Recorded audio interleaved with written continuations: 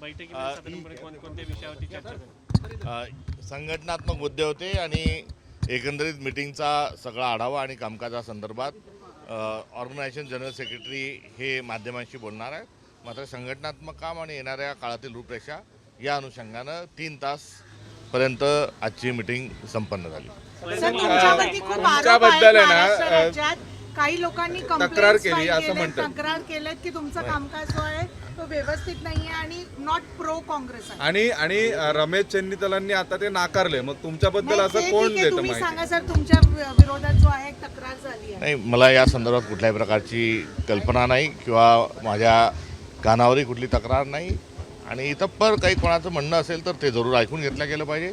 मात्र या अफवा ज्या पसरवल्या जातात आहे यामागे महाराष्ट्रामध्ये काँग्रेस पार्टी अत्यंत आक्रमकतेने ही काम करत आहे. सर्व नेत्यांना सोबत घेऊन आपण मागचा संपूर्ण महिना पाहिला असेल की 46 डिग्रीच्या तापमानामध्ये पदयात्रा असतील, ठिकठिकाणी निघालेले मोर्चे असतील, रस्ता रोको असतील, यामध्ये काँग्रेस ज्या आक्रमक स्वरूपामध्ये पुढे आली त्या आक्रमक स्वरूपामध्ये काँग्रेस पुढे आल्यानंतर भारतीय जनता पार्टी अशा पद्धतीच्या कुठेतरी अफवा या पेरत आहेत. एवढंच मी अनुषंगाने म्हणेल. राहिला संघटन सृजनचा विषय, तर संघटन सृजन ही अखिल भारतीय काँग्रेस कमिटीच्या माध्यमातून राबवण्यात आलेली ही प्रक्रिया आहे. आणि या प्रक्रियेच्या संदर्भामध्ये श्रेष्ठीने घेतलेला जो निर्णय आहे त्या निर्णयाला सर्व नेत्यांनी, महाराष्ट्रातील प्रदेश काँग्रेस कमिटी तथा सर्व नेत्यांनी या सगळ्या प्रक्रियेचं स्वागत केलं आहे. मग सगळे उमेदवार माघार का घेत आहेत तुम्ही? नाही, सगळे लोक गायब पण आहेत. सगळे लोक माघार घेतात नाही, हे अत्यंत चुकीचं आहे. काही ठिकाणी घोडेबाजाराच्या माध्यमातून जे महाराष्ट्रात चाललंय ते आपण बघतोय. लोकशाहीचा गळा घोटण्याचं एकंदरीत काम सुरू आहे. जे भारतीय जनता पक्ष दादागिरी आणि पैशाच्या माध्यमातून दबाव आणून विड्रॉल घेत आहे, खरं पाहिलं तर त्यांना आरोपीच्या पिंजऱ्यात उभं केलं पाहिजे. आम्ही 4 ठिकाणी ही उमेदवारी काँग्रेस पक्ष म्हणून लढतोय. हे जरूर आहे की आमच्या 2 ठिकाणच्या उमेदवारांनी जी माघार घेतली त्या अनुषंगाने त्यांना पक्षातून आम्ही निलंबित केलेलं आहे. काय झालं आहे हे सगळे आपण सर्वस्कृत आहे. मोठ्या प्रमाणावर पैशाचा वापर झाला हे देखील त्यामागे सत्य आहे. सोलापूरचा काँग्रेस पक्षाचा जो उमेदवार होता त्याचा अर्ज जो आहे, मीनाक्षी नटराजांचा अर्ज ज्या पद्धतीनं नाकारण्यात आला अगदी त्याच पद्धतीनं तिथलाही अर्ज नाकारला गेला. त्यामुळे एकंदरीत आपली सगळ्यांच्यासमोर परिस्थिती आहे. हे या नाट्याचं, हे लोकशाहीचा गळा घोटण्याच्या नाटकाचा दुसरा अंक आहे. पहिला अंक जो आहे हा स्थानिक स्वराज्य संस्थांच्या निवडणुकीत प्रभाग निहाय उमेदवार, वार्डातले उमेदवार, सर्कलमधले उमेदवार यांचा विड्रॉल करण्याचा एक अंक आपण बघितला.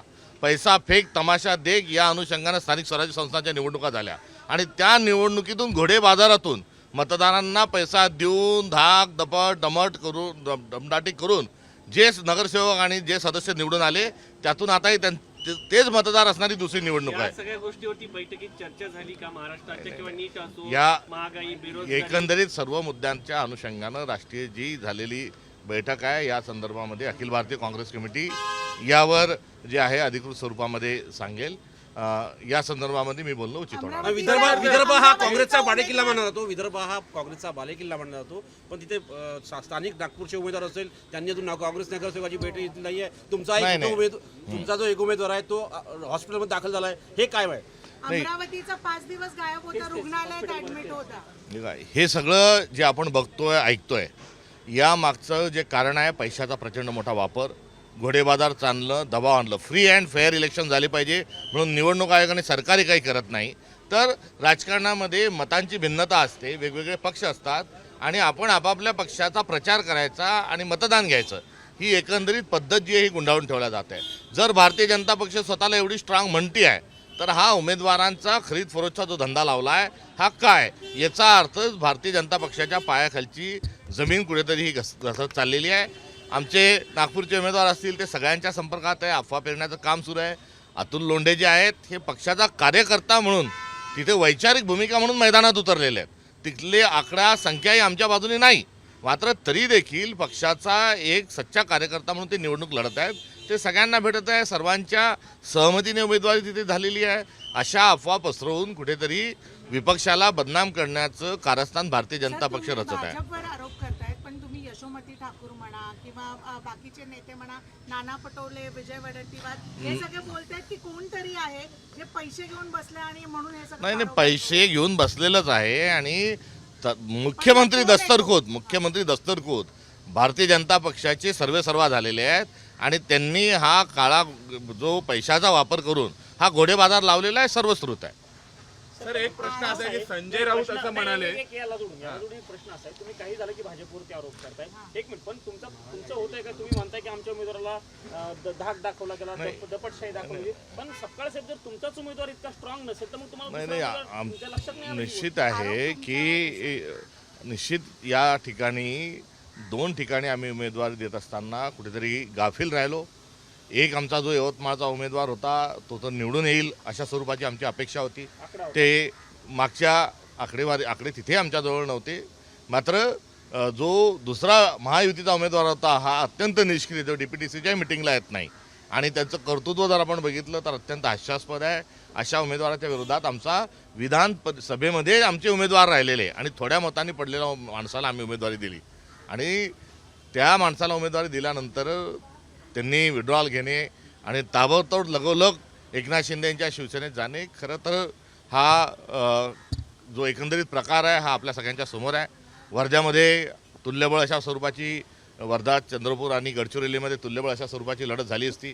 त्या ठिकाणी दिलेला उमेदवार जो आहे त्यांनी वैचारिक खूप भूमिका मांडत असताना आमच्या स्थानिक नेतृत्वाने त्यांना संधी दिली आणि त्यांनी विड्रॉल घेतला. हे 2 प्रकरणं आहेत.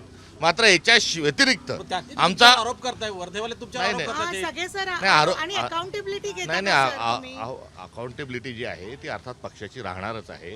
प्रदेशाध्यक्ष या नात्याने मी अँसरेबल आहे. आरोप काय आहेत तर आरोपाचा आपण जर मागोवा घेतला तर आरोप हे अत्यंत हास्यास्पद आहे.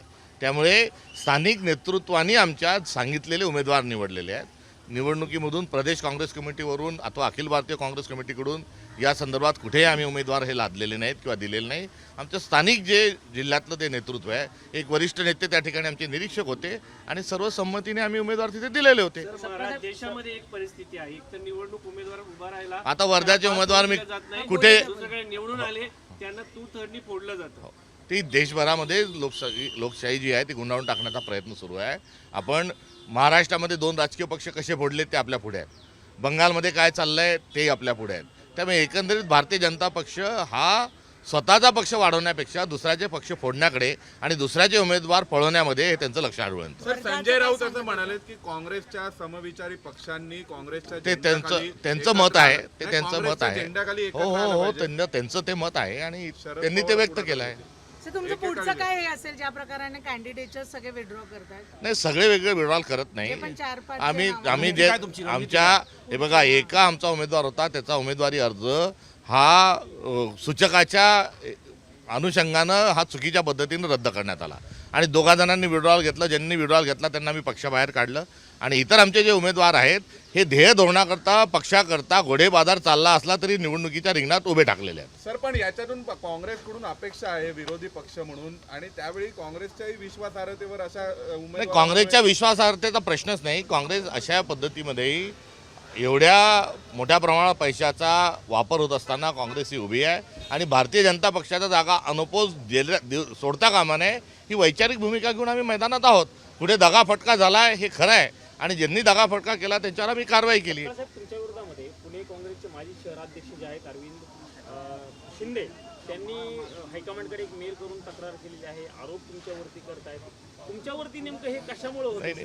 माझ्यावर आरोप आहे हे असं म्हणणं एकांगी आहे. काँग्रेस पक्षाच्या प्रत्येक कार्यकर्त्याला त्याच्या भावना व्यक्त करण्याचा अधिकार आहे आणि कोणत्याही साध्या कार्यकर्त्यांनी अथवा कुठेही काही त्यांच्या भावना व्यक्त करत असताना काही जर त्या ठिकाणी क्युरी केली असेल, काही त्या संदर्भामध्ये भावना व्यक्त केल्या असतील तर अखिल भारतीय काँग्रेस कमिटीने त्याच्यावर त्याचं शहानिशा केली पाहिजे एवढंच मी म्हणेन. तुम्हाला टार्गेट केलं जाते का? तुम्हाला टार्गेट केलं जाते? त्या तिथल्या ज्या नेत्यांचं किंवा त्यांचं मत आहे तुम्ही सोडायला अपयशी ठरताय किंवा तुम्ही कमी पडताय म्हणून हायकमांडकडे जाताय? नाही ह्या प्रकारच्या सगळे शब्द वापरणं हा खरोखर कुठेतरी एकांगीपणा आहे आणि भारतीय जनता पक्षाचा प्रोपगंडा कुठेतरी असेल.